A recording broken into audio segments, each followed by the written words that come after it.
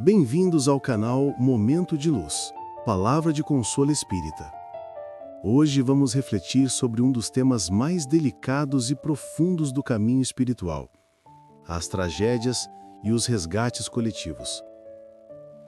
Quando acidentes, calamidades e grandes dores atingem muitas vidas ao mesmo tempo, é natural nos perguntarmos: por que Deus permite isso? Neste vídeo, vamos compreender, sob a luz da doutrina espírita, como a justiça divina age com sabedoria, amor e misericórdia, mesmo nos momentos mais difíceis. Prece inicial. Senhor da vida, agradecemos pela oportunidade deste encontro de paz e reflexão. Que a tua luz envolva nossos corações e clareie nossa compreensão, para que possamos aprender com serenidade sobre os caminhos da alma e os desígnios maiores que conduzem a humanidade. Abençoa, Pai amado, todos os irmãos que já passaram ou ainda passam por dores profundas, especialmente aqueles envolvidos em tragédias coletivas. Que este momento seja de consolo, fé e esperança. Que assim seja. Sabe, quando acontece uma daquelas tragédias enormes, uma guerra, um desastre natural que leva um monte de gente de uma vez, a primeira pergunta que vem na cabeça de quase todo mundo é: por quê? Sempre. Porque Deus ou o universo, ou sei lá, permite uma coisa dessas. É uma dor que, assim, parece não fazer sentido nenhum. E a nossa análise de hoje vai mergulhar fundo num conjunto de fontes que oferece uma resposta muito específica e, para muitos, profundamente consoladora para essa questão. As fontes são da doutrina espírita, e a nossa missão aqui é entender a lógica por trás dessa visão, sabe? Que tenta conectar justiça, misericórdia e progresso espiritual para dar um propósito para o sofrimento coletivo. Exato. E o ponto de partida dessa visão já é uma virada de chave fundamental. É preciso, esquecer a ideia de castigo divino ou de um acaso cego e cruel. Certo. O que propõem é que esses eventos são, na verdade, peças de um quebra-cabeça muito, muito maior. São engrenagens de um processo com propósito. A ideia central que a gente vai desvendar hoje é que essas experiências, por mais terríveis que pareçam, são vistas como oportunidades de aprendizado e reajuste espiritual, só que numa escala bem grande. Ok, vamos começar a desvendar isso. O primeiro conceito que a gente encontra, vindo direto de Allan Kardec em O Livro dos Espíritos, já é bem impactante. Ele não usa eufemismos, ele chama esses eventos de flagelos destruidores. É um termo forte. Muito forte. Mas ele diz que o papel desses flagelos é duplo. Não é só sobre destruir, é sobre purificar e ensinar ao mesmo tempo. O que exatamente significa purificar nesse contexto? Só um pouco pesado, né? É um termo que assusta um pouco, sem dúvida, mas a ideia por trás não é de punição, é mais de depuração, de limpeza. Pensa como um processo de reciclagem da alma, sabe? Aprofundando o que Kardec propõe, muitos dos envolvidos nesses flagelos não seriam vítimas aleatórias do destino. Ah, não. Não, a visão é que uma parte significativa dessas pessoas teria, de alguma forma, concordado em passar por essa prova antes mesmo de reencarnar. Peraí. Concordado? Como assim? Alguém escolheria passar por um terremoto ou uma guerra? Isso é muito difícil de imaginar. Com a nossa consciência atual é quase impossível. Mas a lógica aqui não é da nossa mente de agora, é da consciência do espírito imortal. Antes de reencarnar, com uma visão mais ampla do próprio caminho, o espírito faria escolhas para acelerar sua evolução.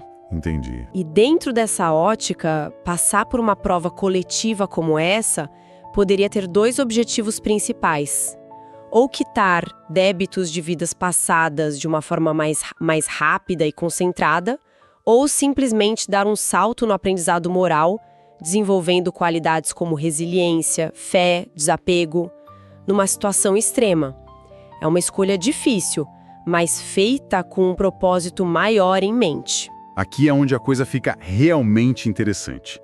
Porque uma coisa é a escolha individual, outra é o aspecto coletivo. Porque um grupo em específico de pessoas. Porque os passageiros daquele voo, os moradores daquela cidade.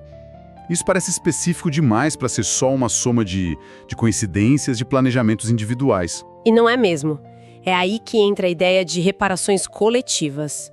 E uma das fontes mais claras sobre isso é o Espírito Emmanuel, numa daquelas obras psicografadas por Chico Xavier, ou Consolador. Certo. Para quem não está familiarizado, a crença é que o Espírito de Emmanuel ditou o texto através da mediunidade de Chico. E o que ele diz é muito direto ao ponto. E o que seria? A tese de Emmanuel é que o sofrimento coletivo é frequentemente a consequência direta de erros coletivos cometidos em vidas passadas. Ele sugere que a gente imagine, por exemplo, um grupo de espíritos que em outra época usou seu poder para oprimir um povo, para espalhar intolerância ou se beneficiar da miséria alheia. A lei de causa e efeito, que para essa doutrina é uma lei natural como a da gravidade, faria com que esses mesmos espíritos reencarnassem juntos, no mesmo contexto, para enfrentar as consequências das suas ações. Eles renascem unidos para reparar o passado através do que a fonte chama de dor redentora. A dor não é o objetivo, mas a ferramenta que força a reflexão e a mudança. Então o que Kardec chama de laços espirituais, em outra obra, A Gênese, é literalmente isso. Uma história compartilhada, talvez uma dívida em comum. Ele reforça que quando uma comunidade inteira é atingida, é um sinal de que aquelas pessoas estão ligadas, que têm compromissos de aprendizado ou reparação em conjunto. Exatamente. O que do nosso ponto de vista parece um caos aleatório e injusto, dentro dessa perspectiva é visto como um mecanismo preciso e educativo. Não é vingança divina. É um reajuste. É reajuste. É a oportunidade de um grupo que errou junto, agora acertar junto, desenvolvendo a solidariedade que faltou no passado. A dor de hoje seria o remédio para a ferida aberta ontem. Certo. Entendi a lógica da reparação coletiva vinda do passado. Mas quando a gente vê um tsunami ou um terremoto, a sensação é de um caos cego, da força bruta da natureza. Alguma dessas fontes tenta explicar se existe uma mão no leme, por assim dizer?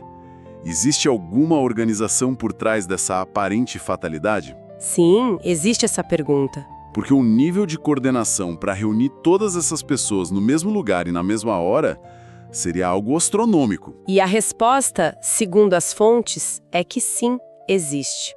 É aqui que entra uma obra fascinante. Missionários da Luz, de André Luiz, também via Chico Xavier. A descrição que ele faz do plano espiritual é quase cinematográfica. Ele não fala apenas de planejamento. Não. Não. Ele descreve o que seriam verdadeiros departamentos de reencarnação, com equipes de espíritos mentores, que são descritos como seres de grande sabedoria e amor, debruçados sobre o que parecem mapas do destino, analisando o futuro de grupos de almas como estrategistas cósmicos. Uau! Isso muda completamente a perspectiva. Deixa de ser um evento cego da natureza e passa a ser algo intencional, no sentido de planejado, mesmo que a gente não entenda a intenção. Exato. A imagem que a obra nos dá é a de uma engenharia espiritual por trás do que aqui na Terra a gente percebe como desordem. Esses mentores programariam as experiências, incluindo as mais difíceis, para guiar cada espírito e o grupo como um todo ao crescimento. Tudo seria orquestrado para o bem maior, mesmo que a curto prazo pareça só destruição e dor. Nossa. As mensagens de Chico Xavier descrevem equipes espirituais especializadas que atuam no momento exato do desastre. Como uma equipe de resgate espiritual. Exatamente. A função dela seria acolher os espíritos que acabaram de desencarnar, ou seja, de deixar o corpo físico. Eles ajudam nessa transição, que muitas vezes é confusa e traumática, e, o que é crucial, começam a explicar a eles o propósito do que acabaram de vivenciar. Isso é importante. Muito. Isso remove completamente a ideia de um fim trágico e sem sentido e substitui pela noção de uma etapa concluída dentro de um plano maior. O amparo seria constante, antes, durante e depois. Ok, essa lógica toda de resgate, de dívidas passadas, de planejamento, ela é coerente dentro do sistema que as fontes apresentam. Mas ela é dura. É difícil não pensar que, então, todo mundo numa tragédia é, de alguma forma, culpado ou devedor. Isso é um pensamento bem sombrio que pode levar a um julgamento perigoso das vítimas. As fontes abordam essa questão? Sim, e esse é um dos pontos mais importantes e mais bonitos de toda essa explicação. É aí que a história ganha uma camada completamente diferente, que muda o tom da narrativa. Que bom. Porque a resposta que as fontes dão é um sonoro não. Nem todos estão ali para resgatar algo. E essa é talvez a ideia mais consoladora de todas. E qual é a explicação? A doutrina explica a existência daqueles que estão em uma missão de amor. Pense neles como voluntários da Cruz Vermelha numa zona de guerra. São espíritos que já não teriam mais a necessidade de passar por provas tão duras, considerados mais evoluídos, mas que aceitam voluntariamente nascer naqueles contextos difíceis. Mas por quê? Por que um espírito mais evoluído escolheria passar por tanto sofrimento, por uma morte trágica, se não precisasse? Qual a motivação? Ajudar, consolar, servir de exemplo. Eles atuam como pontos de luz no meio do caos. São aquelas pessoas que, inexplicavelmente, mantêm a calma e ajudam os outros, que se sacrificam por um desconhecido, que organizam o socorro. Entendi. A presença delas tem múltiplos propósitos: amparar os que estão em resgate, ensinar pelo exemplo da solidariedade e, principalmente, mostrar que o propósito desses eventos não é unicamente de expiação ou punição, é também uma oportunidade para a manifestação do amor e da ajuda mútua nas suas formas mais puras. É uma dinâmica complexa que mistura resgate, aprendizado e missão de serviço no mesmo cenário. Então, se a gente junta tudo isso, temos um sistema de causa e efeito, um planejamento minucioso por trás do caos, resgates coletivos de erros do passado e, no meio de tudo, missões voluntárias de amor. É uma tapeçaria incrivelmente complexa. O que tudo isso significa no final das contas? Qual é a mensagem final? De escola, ou talvez um hospital-escola, que está num processo de transformação. Cada acontecimento, por mais doloroso que seja do nosso ponto de vista limitado, cumpre um papel no que as fontes chamam de a grande harmonia do universo.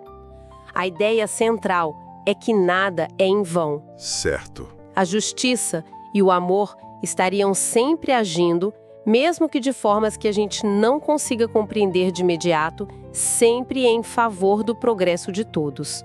E para nós que ficamos e assistimos a tudo isso, muitas vezes de longe, qual é o nosso papel? É só observar a lição acontecendo? De forma alguma. As fontes destacam muito a importância da nossa reação. E aqui entra o poder da oração, por exemplo, mas não a oração como um pedido passivo, e sim como uma ação. Ela é descrita como um elo de luz e consolo. Crença é que nossos pensamentos e sentimentos positivos têm um efeito real. Eles chegam até as almas que partiram, ajudando-as na transição, e também fortalecem os corações dos que ficaram, os sobreviventes, que têm suas próprias provas pela frente. É uma forma de participar ativamente do processo de cura coletiva. O objetivo final, segundo essa doutrina, é sempre transformar a dor em aprendizado e a comoção que esses eventos causam em solidariedade viva e ativa. Resumindo, então, os principais pontos que a gente extraiu dessas fontes. A primeira grande ideia é que tragédias coletivas não são castigos, mas lições complexas e planejadas. A segunda é a forte conexão com o passado, com a noção de reparações coletivas, onde grupos de espíritos se reúnem para acertar contas com a própria história.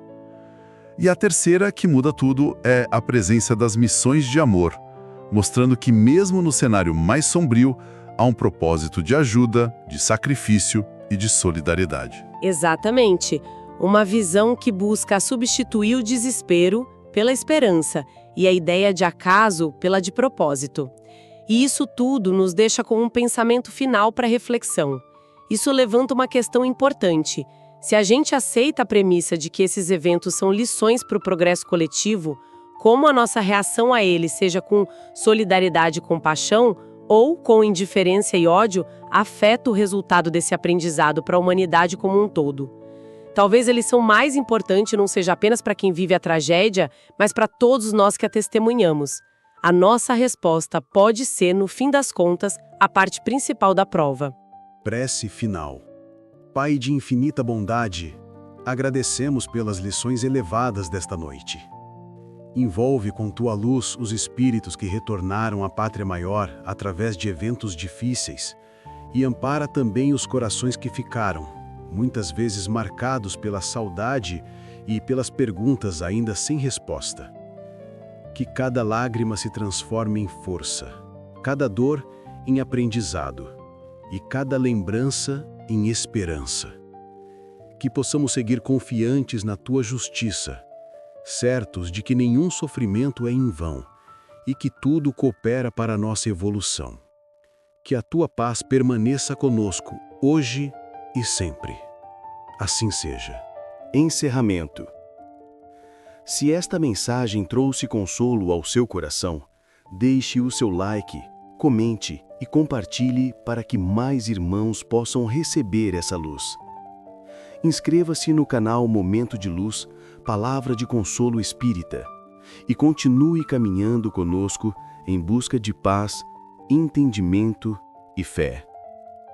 Que Jesus nos abençoe e até o próximo vídeo.